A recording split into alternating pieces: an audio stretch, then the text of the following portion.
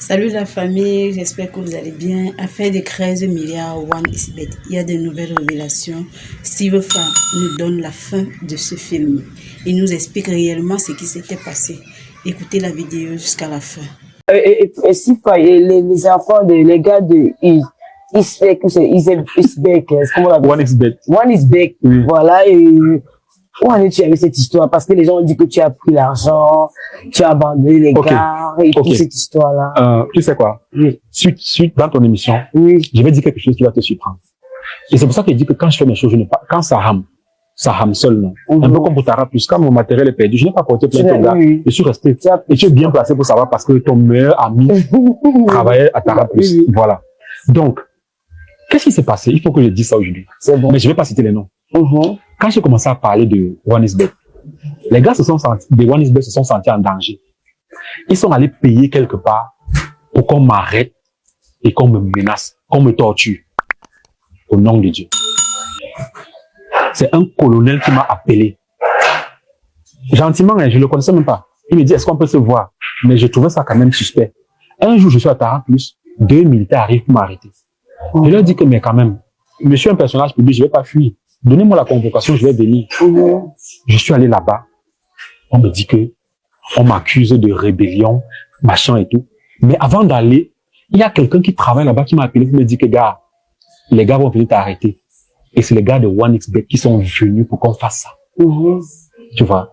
Donc, quand je suis là-bas, je veux pas raconter ça parce que après, on va toujours m'insulter. Non, mais c'est mieux de raconter. C'est mieux de raconter. En fait, on m'a pas torturé. Tu vois.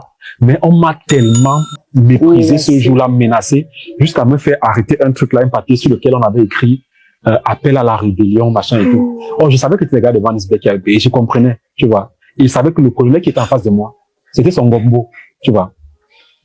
C'était sûrement son gombo parce que voilà, sinon il va faire ça pourquoi? Moi, j'ai fait quoi? Donc, maintenant quand je sors de là, c'est là où c'est souvent bien d'avoir les relations. Avant d'aller même, j'ai appelé les relations. Maintenant quand je sors de là, c'est là où le grand boss de la structure, là où on m'a interpellé là, vient dire, il appelle le colonel qui m'a menacé là. Il dit que, mais comment tu peux faire ça, Steve, et tout? Je trouve ça quand même très louche, tu vois. Et bizarrement, pendant qu'on parle, quelques minutes plus tard, les gens de OneXBet entrent dans la salle. On dit que, c'est là où on me dit que non, les gars de OneXBet, ce sont tes frères. Essaie de t'entendre avec eux. Pourquoi tu veux salir leur business? C'est là où j'ai compris que ces gars-là sont prêts à tout. Ils peuvent même m'éliminer. Ah oui. Et du coup, qu'est-ce qui s'est passé? Ils ont dit, j'ai voulu un peu voir jusqu'où ils peuvent aller. J'ai pris les gars de OneXBet. Je les ai amenés dans un restaurant. J'ai dit que vous voulez quoi? Ils dit que non. Est-ce qu'on peut, ils m'ont dit, tu veux qu'on te donne combien? J'ai dit, mais pourquoi vous ne donnez pas l'argent aux enfants? Je ne veux pas rentrer dans les détails, vraiment.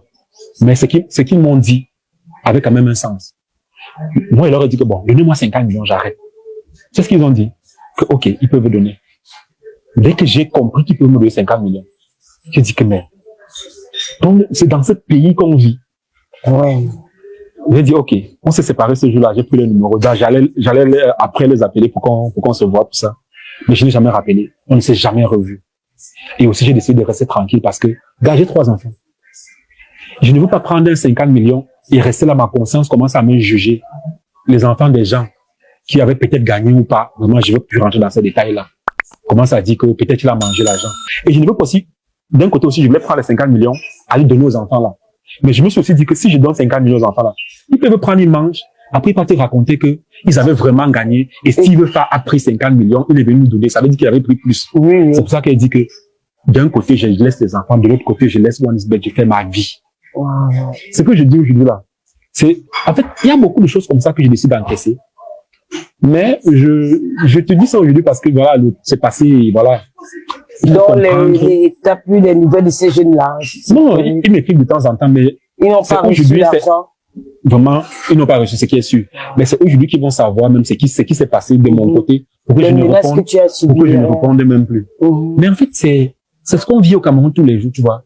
Mais moi, si je me lève, parce que beaucoup de gens pensent que je suis avec le gouvernement, je suis avec l'armée, on me traite bien. Si je me lève maintenant et que je dis que les militaires m'ont fait ce qu'ils ont fait là, on va dire que mais finalement, n'est-ce pas tu es avec eux, on va même m'insulter. Bien sûr. C'est pour ça que parfois je préfère, je suis tranquille, je reste de marbre.